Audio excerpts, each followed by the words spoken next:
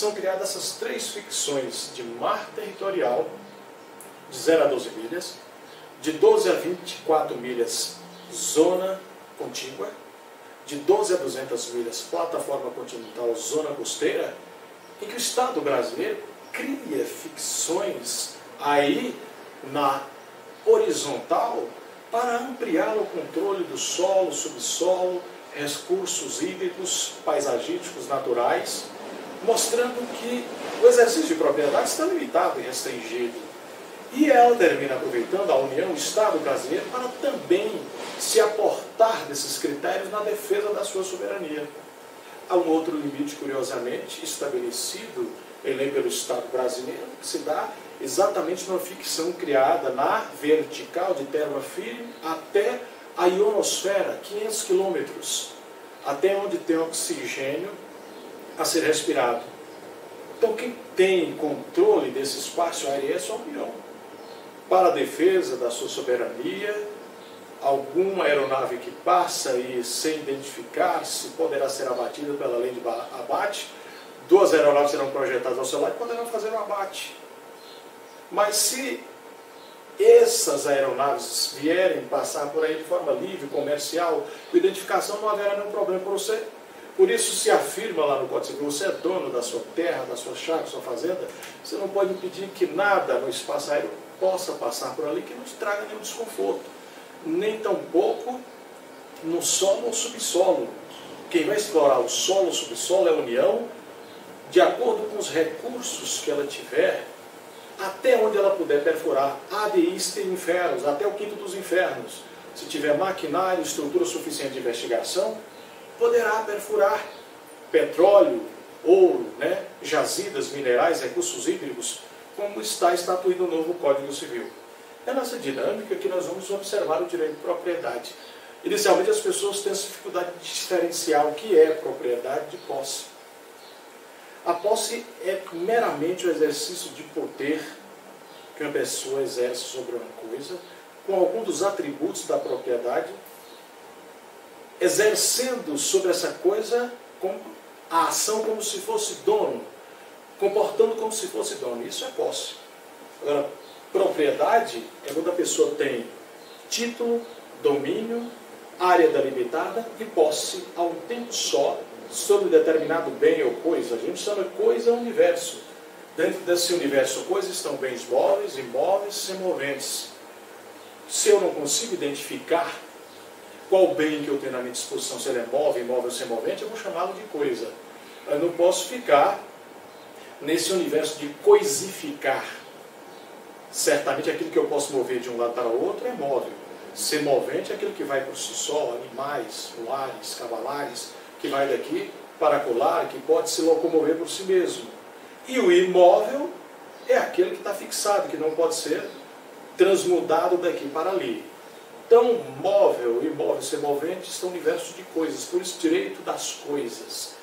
E dentro desse contexto de propriedade, então, para alguém se afirmar assim, eu tenho o direito de propriedade, você tem título, você tem domínio, área delimitada e posse. A posse é um dos elementos da propriedade.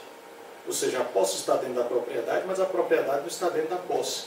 Porque a posse é apenas o exercício de poder fático, aparente, que todo mundo está vendo, com algum dos atributos da propriedade. Quais são esses atributos? Direito de ter, dispor, reaver, a coisa e usufruir.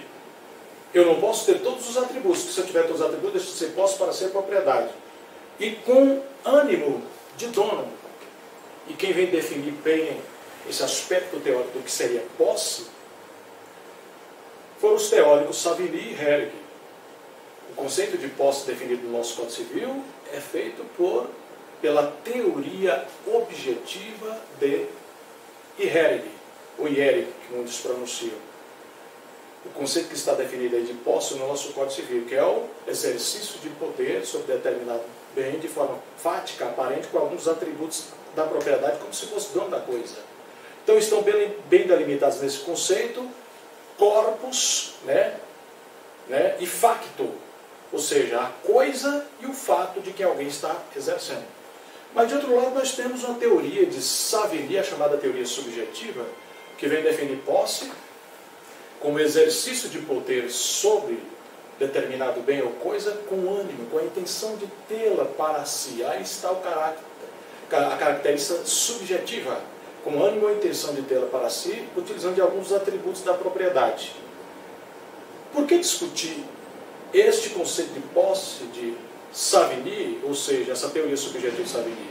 Qual a importância dela? Quando no direito das coisas formos estudar a posse que nos leva ao usucapião para chegar à propriedade, é essa posse que nós vamos analisar aqui, definida por Savigny na sua teoria subjetiva, que é preciso ter demonstrado o ânimo, a intenção de ter a coisa para si. E por isso, no conceito de posse definido por Savigny, nós temos bem caracterizado corpus, ânimos e factum. 3 elementos bem caracterizados. É preciso ter evidenciado esse ânimos, a intenção de ter a coisa um dia para si. E já no conceito de IL, que é a teoria objetiva, nós só temos o corpus e facto.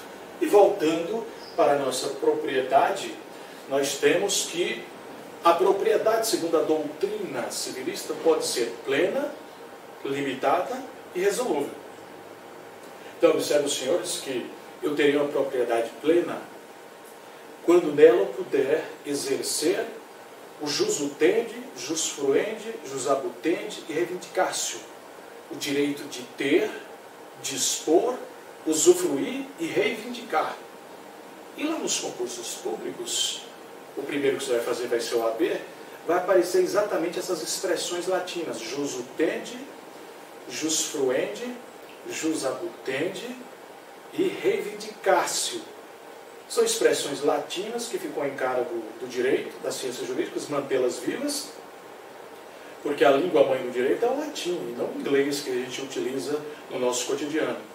Se não houvesse o direito para manter vivos essas expressões, essa principiologia em latim, pouco a gente saberia do nosso latim, que é a língua mãe da língua portuguesa.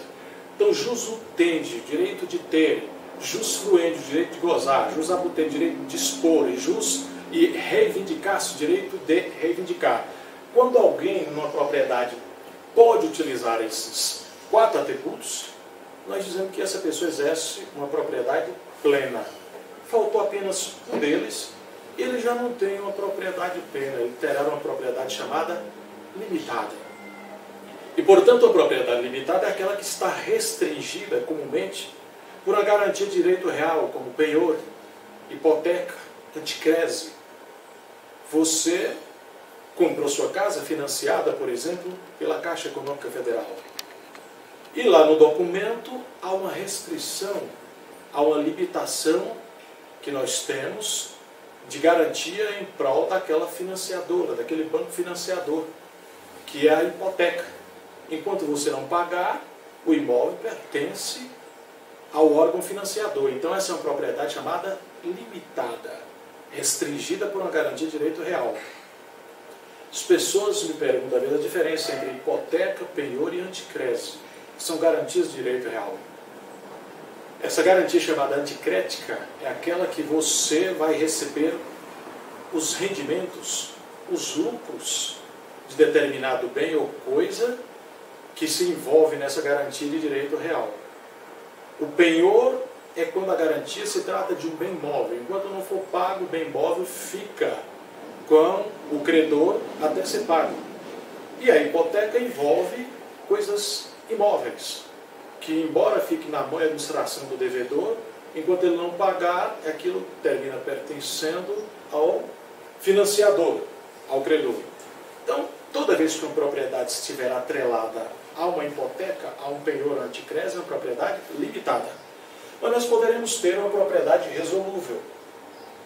E essa propriedade resolúvel é quando o título dela traz uma cláusula, uma condição resolutória, como, por exemplo, pacto de melhor comprador, cláusula de arrependimento, de distrato.